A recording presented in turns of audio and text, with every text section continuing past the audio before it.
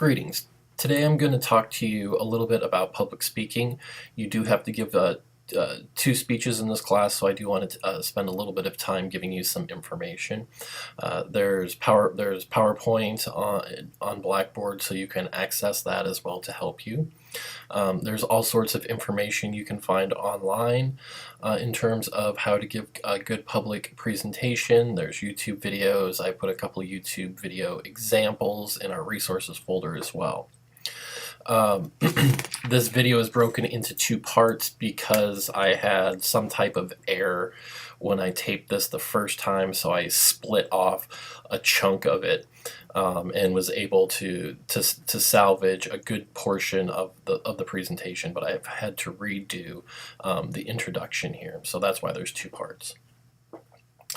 So first, let me begin by saying that the ability to use symbols to create meaning and communicate ideas defines what it means to be human beings. Okay.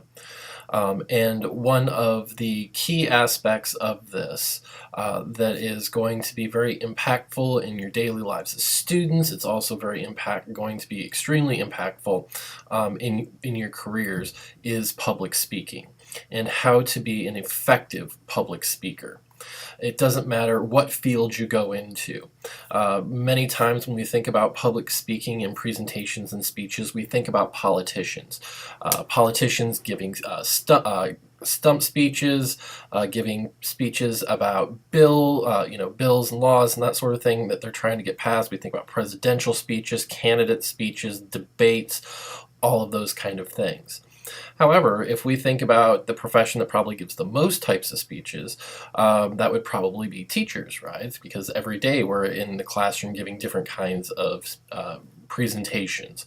Though many of us now, we try to get away from the lecture and try to engage more in small group discussions, larger classroom discussions and activities and that sort of thing. We still give a good number of presentations. If you're in the STEM field, science, technology, engineering, mathematics, you're going to have to give speeches as well. If you're a doctor or something like that, you're going to have to present cases, present diagnoses.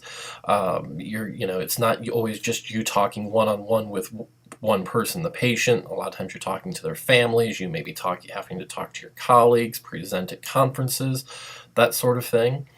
If you want to think about technology, like Mark Zuckerberg, right? He gives presentations all the time about Facebook, about changes to Facebook. You can watch over time. Many people are saying that the presentation that he gave most recently, I think he got rid of the hoodie and kind of grew up a little bit, was one of his more effective presentations. When people talk about effective presenters, they oftentimes talk about the late Steve Jobs and the way that he presented technology. And like when he did the iPhone and that sort of thing, he was very effective. So as you can see, there's going to be lots of different opportunities for you to give public presentations. For those of you who are in business and you think you're going to get away from it because you're an accountant or you're just a business manager or something like that, you're going to have to give presentations to boards, right? Organizational boards. You may have to give presentations to employees. You may have to give presentations during investor meetings, and the list goes on and on and on. Same thing, if you're an architect, you may have to present your plans to a whole board or an organization and get them to sign off on your plans. So no matter what you do, you can't sidestep public speaking. Now, many of you are probably taking this online summer course because you know that it fulfills the oral communication requirement here at St. Ambrose, and you're thinking, oh, it won't be so bad. I'm here to tell you that you are doing a couple of different speeches in this class, and it is a little bit different than doing it if we were in the same place in a room together doing it. Being able to present effectively using technology and through technology is an important skill because many of you will have to do this in your careers. I'm still getting a little bit used to it. I'm much more used to having an audience that I can see, that I can read their feedback and to adjust in that way. I notice that I use a lot more verbal clutter, the ums, the ers, the likes, that sort of thing, more than I do when I have an actual audience in front of me. So I'm trying to get used to it as well. Before we kind of get started into the different parts of public speaking and all of that, I did want to talk a little bit about some of the similarities and differences between public speaking and conversation. Okay, both are forms of communication, but we engage in them in different ways, and we do them for different reasons, right, in different contexts.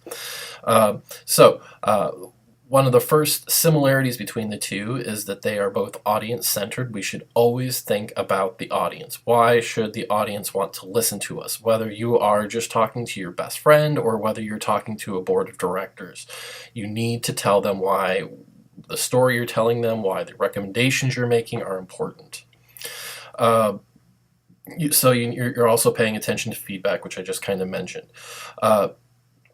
Goal-driven. There should always be a goal for your communication. Okay, so both conversation and public speaking are goal-driven.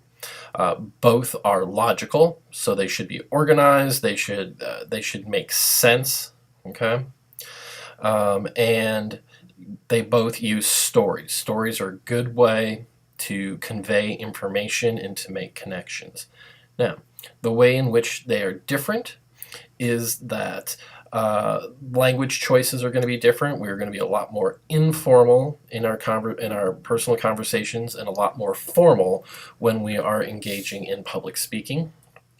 Public speaking is going to require more organization. Okay, and it's because there's going to be less questions and interruptions in between for you to gather your thoughts. So you're going to have to know exactly kind of what ideas it is you want to touch upon and why you're going to touch upon them in a particular order.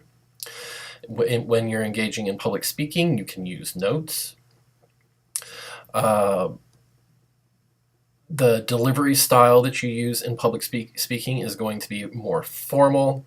You're going to have thought about it ahead of time versus conversation. We kind of jump in and we go in a much more informal sort of way. And the physical arrangement is going to be different. Okay, so when you're engaging in public speaking, generally you are standing somewhere where you are facing an audience, whether it's on stage, behind a podium, whether it is at the head of a conference room table. But you're going to definitely want to think more about your surroundings when you're engaging in public speaking than you do when you're engaging in conversation.